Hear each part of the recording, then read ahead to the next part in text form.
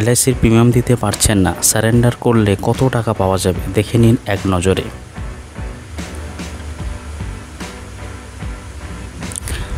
জীবনের সুরক্ষার জন্য জীবন বীমা করা হয়, কিন্তু তেমন পরিস্থিতি তৈরি হলে পলিসি সারেন্ডার করে দেওয়ার সুযোগও দেয় এলআইসি।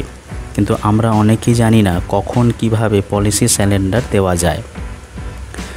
আসলে পলিসি সারেন্ডার কথার অর্থ সোজা কথায় পলিসি বন্ধ করে দেওয়া।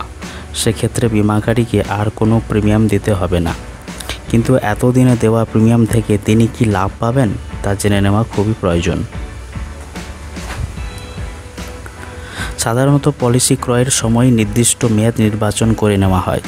পলিসির ম্যাচুরিটি করলে পলিসি হোল্ডার শর্ত মেনে সমস্ত সুবিধা পান, কিন্তু মাঝপথে তিনি পলিসি সারেন্ডার করে দিলে একটি নির্দিষ্ট পরিমাণ টাকা ফেরত পাবেন। জেনে নেওয়া যাক বিস্তারিত। পলিসি সারেন্ডারের সময়সীমা।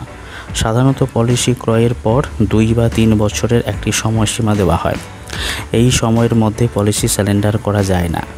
যেমন সিঙ্গেল প্রিমিয়াম প্ল্যানের ক্ষেত্রে একেবারে প্রিমিয়াম দিয়ে ফেললে দ্বিতীয় বছরে তা সারেন্ডার করে দেওয়া যেতে পারে। আবার লিমিটেড বা রেগুলার প্রিমিয়াম প্ল্যানের ক্ষেত্রে 10 বছর বা তার কম মেয়াদ করা হলে 2 বছর পর্যন্ত সারেন্ডার করা যায় না। এই মেয়াদ 10 বছরের বেশি হলে সারেন্ডারের সময় 3 বছর পেরোতে পারে।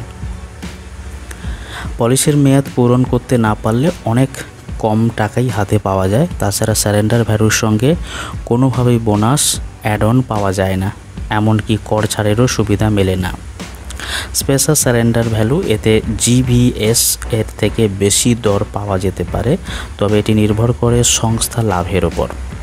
কিভাবে পলিসি সারেন্ডার করা যাবে? নিকটবর্তী এলআইসি ব্রাঞ্চে গিয়ে যোগাযোগ করতে হবে, অথবা এলআইসির অফিসিয়াল পেজে লগ ইন করতে হবে।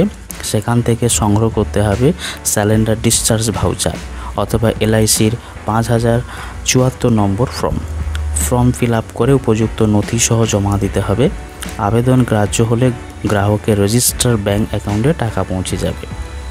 প্রয়োজনীয় নথির মধ্যে পলিসি সারেন্ডার করার জন্য অবশ্যই কিছু লাগবে।